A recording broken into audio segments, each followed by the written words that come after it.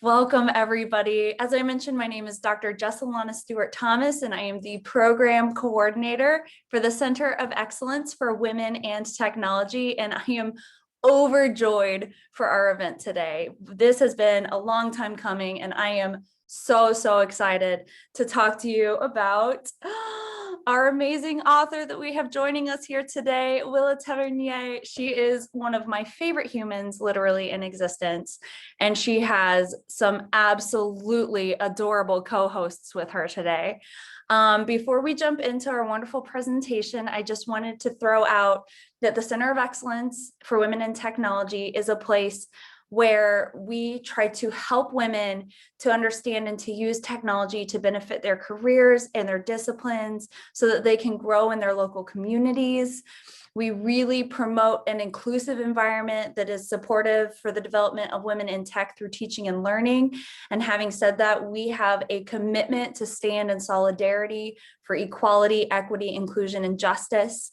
And we hope that we are effective advocates and positive change agents for all.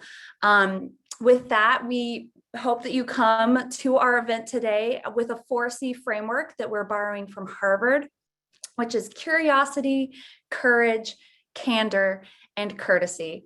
We hope you have a curiosity to learn, a curiosity to ask questions. We hope you have the courage to ask those questions, to hear different perspectives and learn from them. We hope you have a candor and an openness for continued conversation. Like, the buck doesn't stop here, friends. Like, we hope you bring this into your future lives and maybe purchase somebody's amazing book because it's wonderful. And then courtesy and respect. We hope that you come with a positive intent. And having said that, if I see any malintent, I won't hesitate to boot, but to date, never had to do that. Center people are absolutely the best people. Our participants are hands down the most amazing humans in the world. So I might be a tiny bit biased, but I'm also very serious in the fact that y'all are wonderful. And thank you so much for being here with us today. And I now have the joy to introduce to you Willa Tavernier. She works with our IU libraries and is one of the most amazing humans known to man and women, for that matter. And she is a top-selling author, y'all. How many weeks was this on top for Amazon? It was at number 14 for a couple of weeks.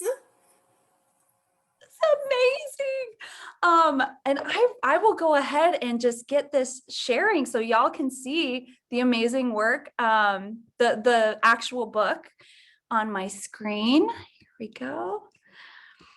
Can you all give me a thumbs up or let me know if you're able to see? Jamila and Jeremy are good friends. Yes.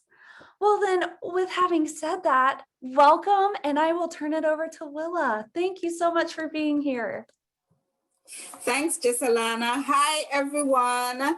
I am coming to you from my home here in Bloomington, Indiana, by way of St. Kitts and Nevis, I'm dressed in the national wear today, as are my boys. This is Camry, and this is Wilson.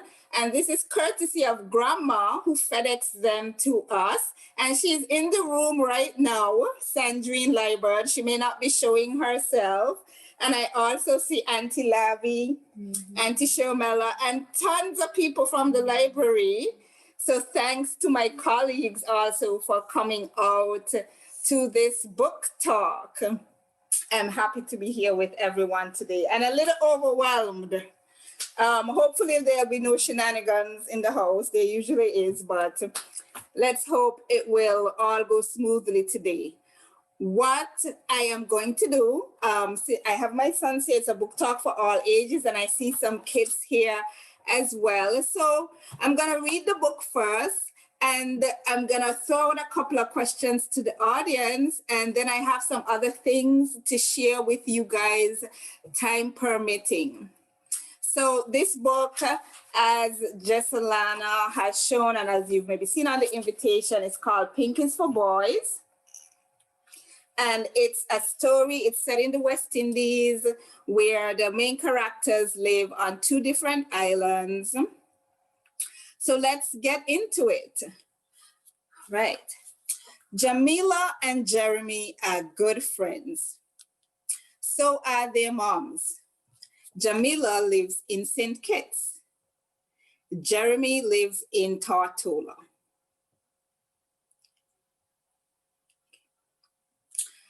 Jeremy comes to St. Kitts on the plane. Jeremy and Jamila love to play together.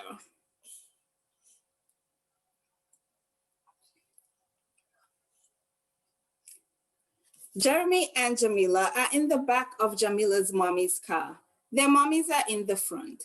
Jamila has a pink puppy with a computer inside. It is her favorite toy this week. Jeremy wants a turn with the puppy. Jamila says, no, it's not for boys. It's pink. But pink is my favorite color, says Jeremy. Pink is for girls, says Jamila.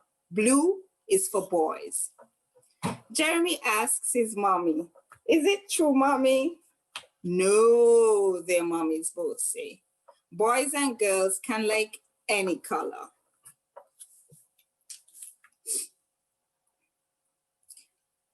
They have reached to Jeremy's grandma's house. See you tomorrow, Jeremy, says Jamila. Humph, says Jeremy. He's mad because he did not get to play with the pink puppy.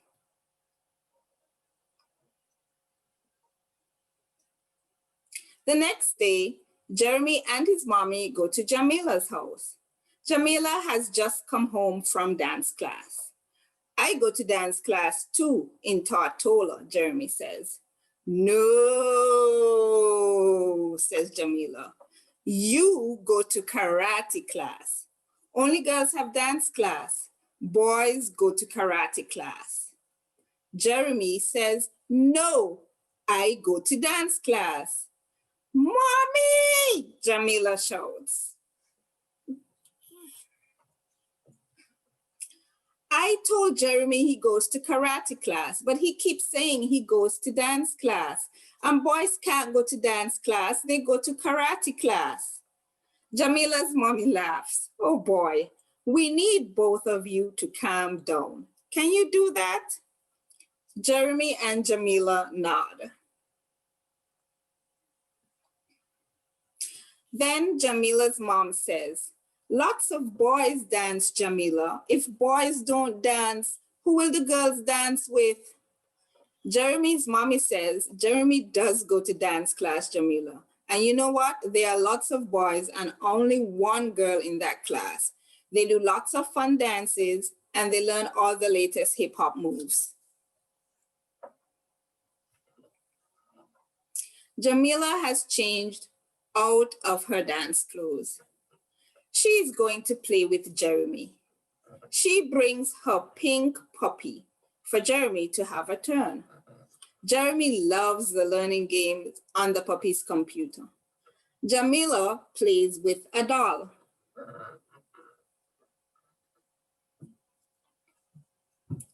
Jeremy is tired of playing with the puppy. May I have another toy, he asks. Do you want my doll? Jamila holds it out to Jeremy. No, Jeremy exclaims, dolls are for girls.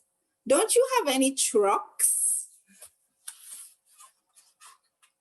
So it kind of ends on a cliffhanger and flips the script a bit.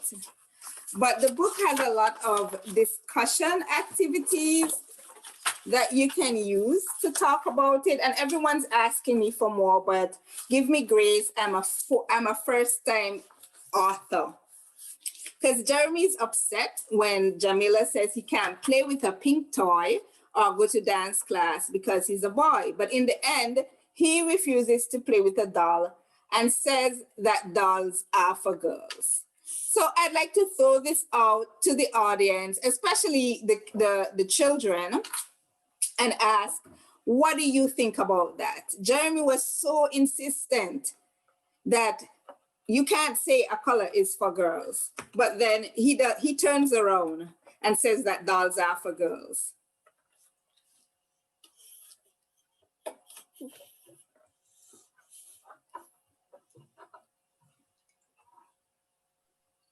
And Mela, if you wanted to come off mute. Mela. Mela, sorry about that. If you wanted to come off mute, please do. Thank you. Very good story. I love the book, Willa. Congratulations. Zelia had a response for you regarding whether boys or girls should be playing with dolls. What is your thought, Zelia? I don't remember. What did your cousin say the last time that he was here? You play with the dolls with us? You play with the dolls with your girls? Okay, very good. Thank you, Zelia. Yes. I have a thought about the book. Wilson has a thought about the book. Speak up. I like how you did the spacing and how you said that and how you made the pictures and that it said that I like the whole book. Shady. He likes the book. I do have had copies of this book on hand. Actually, if anybody wants to send me an email to grab one. But I don't know if anyone had any other comments, but I also wanted to talk a little bit about the story behind the story. I'm just checking to make sure there's nothing in the chat. All right, so this story really is based on real conversations that happened, and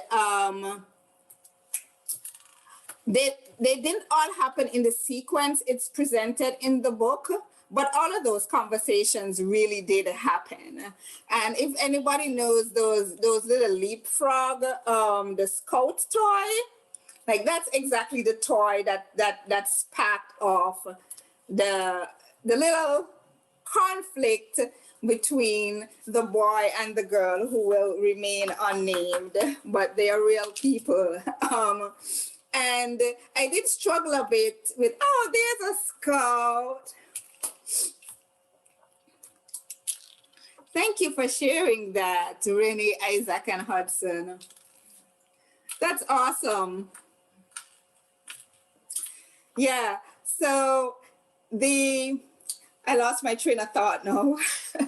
But yes, so Jeremy really was very insistent about that, but it was actually an aunt who, you know, kids get bored really easily. And that's why I say, hey, it's her favorite toy this week. And that was one of the times when he got bored and there was nothing else. So one of his aunts offered him a doll and he literally knocked it out of her hand. But pink really was my older son's favorite color. And he got a lot of flack for it, especially when we moved to Iowa and he was in primary school there. And so he told me that he just started saying red is his favorite color because he would get that flack. And then a couple of years later, he was like, well, red really is my favorite color. He's like, no, I'm not just saying that. No, red is my favorite color. And I thought it's really powerful how social conditioning is. Social conditioning is really powerful. And so we should be really thoughtful about the things that we say to our children and the things that we say to others. It's really interesting when you think about, if you look this up in Britannica, and I think Jezebel also has a really good article on this, that the concept of colors by sexes is a really recent invention. People used to dress their children of both sexes in the Western world, I'm speaking about, in white dresses up until they were about 6. And I think even probably when I was a child, they still used to christen baby boys in white dresses. Maybe they still do in some places, because it was easy to clean. You could clean it with bleach. You could get out all the spots. So everybody they just put kids in white. And And then in about the 1920s, 1930s or so, department stores started to have colors for genders. And they said that pink as a stronger, bolder color should be the color for boys, and blue, as it is more delicate, is more suitable for girls. And it stayed that way for a long time until it kind of switched in the late 70s and early 80s when, and there's no real sort of rationale behind the switch. So there was a sort of middle period in the late 60s and 70s with the feminist movement and women's liberation movement. There was a sort of switch back to more sort of gender neutral colors. And then after that movement had passed, I guess had passed the peak of the start, and commercialism took sway a little bit. You now had the Clorox company producing bleach that could be used on colors. So it really didn't matter to have neutral colors. And it really was just commercialism that drove the concept of pink frilly dresses and pink toys for girls and blue for boys. But as I said, social conditioning is really, really powerful when you think about it. And we might think this is a small issue, but it permeates other areas of our lives. And it's not just gender stereotypes. It's all the other isms. That's what I call them. Or, you know, if you want to quote Bob Marley, isms and schisms, all the things that are society tends, the lines that we tend to fracture along. A lot of it is social conditioning, and we should be like really responsible in how we talk to each other, including our children. And some of it is outside of our control, but we can in the little corner that is within our control, we can all do what we can. I'm going to pause here in case anyone has anything to throw in. Willa, would you like for me to put the last couple of pages of your book up that have like questions to think about? Yeah.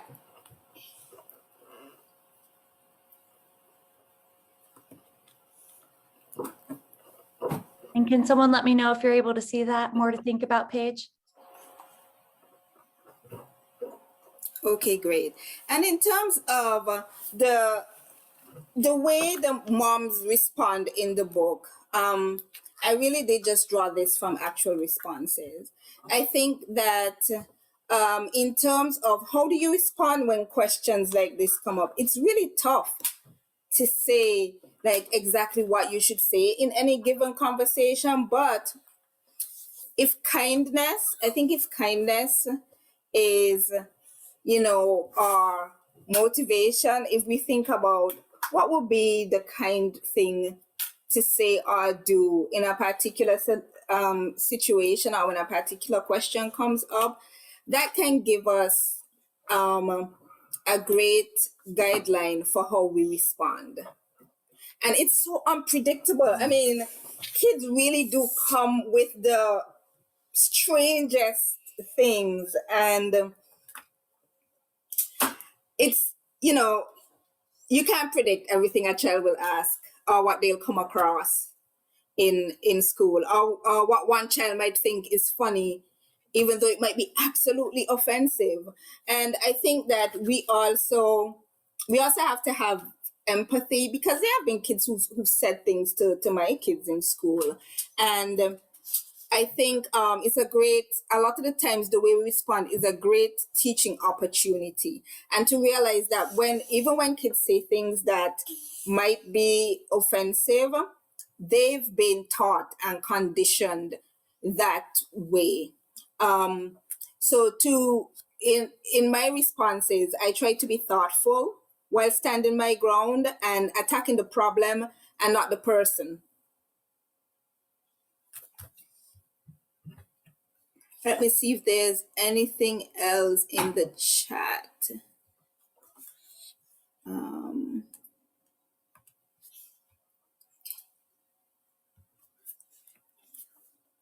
I'm trying to follow the chat. It might not have been directly. There was a really phenomenal photo of a gentleman wearing a just blazing awesome pink suit. Like, Oh, okay. Oh, that's what you're talking about. Yeah, I mean, I think that, you know, we shouldn't be so concerned about what other people are wearing, you know, or try to limit people. That's sort of my. Okay, can you unmute Renee, Isaac, and Hudson? They have something to share. Sure. Yeah. So this is my 5-year-old. You want to wave? And we just were talking about, did you ever have someone tell you you can't do something because of who you are? And we said just today at school, we were admiring a friend's Elsa necklace, Elsa from Frozen, and said, I really like that Elsa necklace. I want an Elsa necklace too. And the friend said, no, they are for girls. And what did you say? They're for girls and boys. And we also at one point had a time in Target, we were shopping. Hi, you want to be up here too. You want to be on the Zoom too. Okay. And at a time when we were shopping and saw some Moana undies, and another friend said, no, those are for girls. And the older friend was a boy. And we're told, no, those are people underwear, was what we responded. And I was very, very proud. We said, those are not girl undies, those are people undies. When people do that, we say those are for people. Thank you for sharing that. All right. I don't know if there so one of the things in the book, you can probably stop sharing that particular screen now. So in the book, we've got a great map. In the PDF, it's on 2 different pages, so it doesn't come out as well. would you like me to share the slide that you had? I think it's on, oh yeah, you can share that slide. Yeah, because it's on that slide. So there's a great map, and I want to ask the kids here, has anybody ever been to any of the islands that either we talk about in the story or that are nearby in the region that you've seen on the map? Or if not the children, the parents? You know, the West Indian people always I have a cousin especially that berates me if I refer to children as kids, and it's always in the back of my mind. She says, children are not goats. Don't call them kids.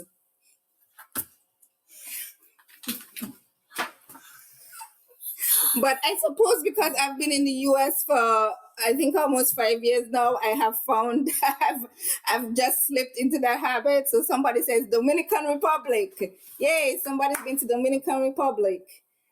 My the illustrator for this book, Ardeva Joseph, is from Haiti, which is on the same island and right next to the Dominican Republic, and she was awesome to work with. And I would say for this story, so I taught myself Adobe InDesign. This is Center for Women in Technology.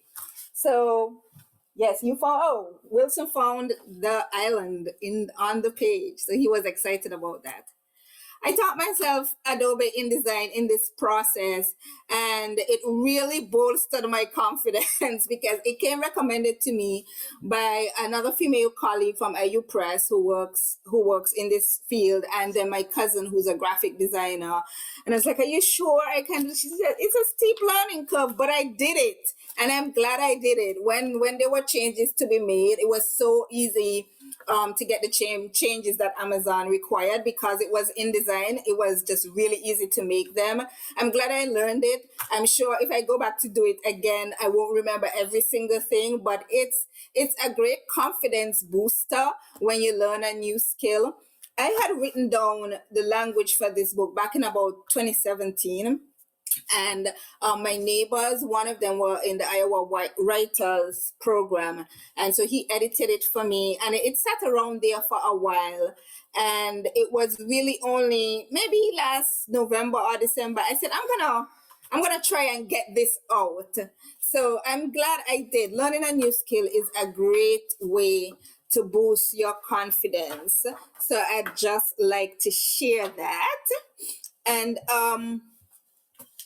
I have a question for the adults in the audience, right? So I say Pinkies for Boys is a West Indian story.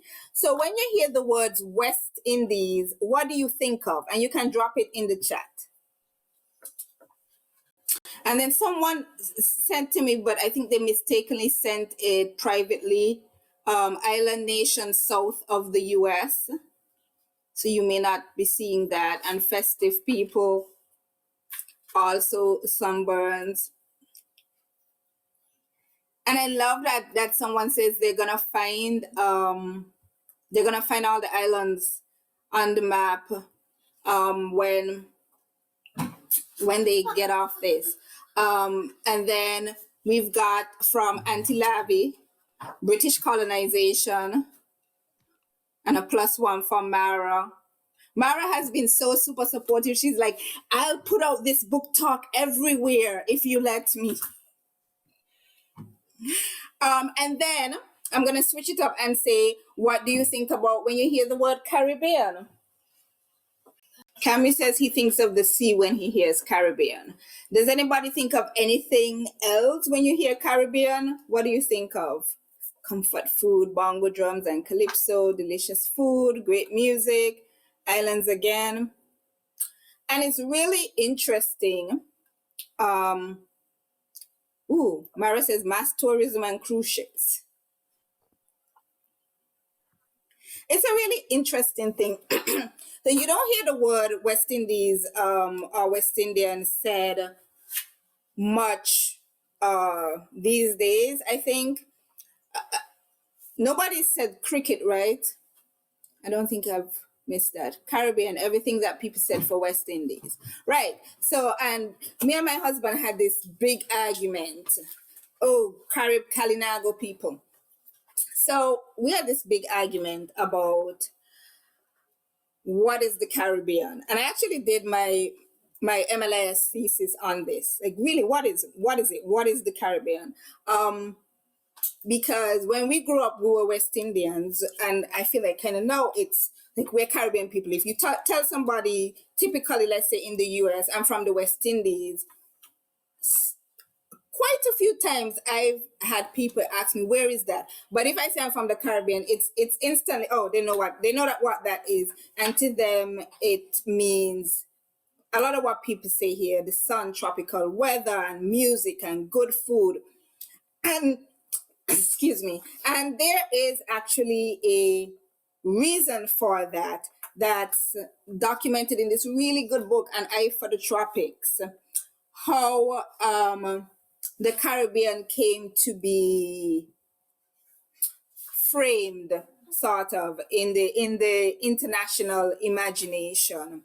And essentially what Krista Thompson, who's an art historian, if there are any art historians in the room, did with her thesis is she documented how beginning in the late 1880s, through pictures of sort of smiling natives, this image of the Caribbean was projected that really erases, because when at that time, if you said West Indies, what people thought about, the 1880s is just about 30 years after, sort of the end. We're still in the colonial period. It's after the end of slavery. They don't want people to think about that because they're trying now that plantation sugarcane agriculture has been unprofitable for a century.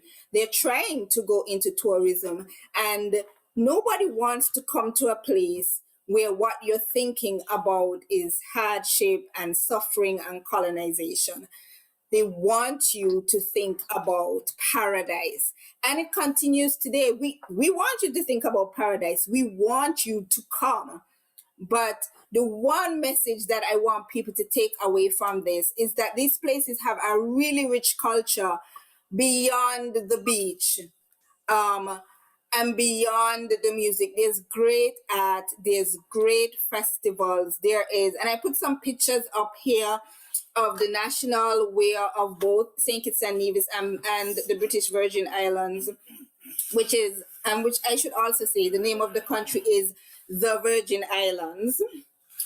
But again, just because of U.S. cultural hegemony, the U.S. Virgin Islands is known popularly as the Virgin Islands. And then we say the British Virgin Islands to distinguish the territory that is, its actual name is the Virgin Islands. So it's sort of the same thing that happened with West Indies and Caribbean. So if you do go to the region, enjoy the beach and the music, but also enjoy the culture. Look for the local artists, look for the local food, look for the local creatives. If you're looking for art, appreciate that there's art beyond paintings of palm trees, for example. Don't miss out on the very rich culture of all of these places because we are all just seduced by a single narrative. I think that is all I'm gonna say. And if anyone has any questions or comments, I would be happy to hear them. Yeah, you talk about Curacao is a great place. Every person in Curacao that I met can speak about 5 languages, honestly. It's kind of mind-blowing. And then Marilyn says it's great to visit shops other than the ship recommended shops. Definitely. It takes some getting out of your comfort zone, but do it. And thank you for all the congratulations in the chat. Mara says same with Aruba. Yes, definitely. Yeah. Did anybody have any questions that they wanted to ask the author? And at this point, I'll go ahead and stop the recording just so that we can have a candid conversation. And I also wanted to just thank you all so much for this event. And thank you, Willa, for just being utterly amazing in every way. So with that, I will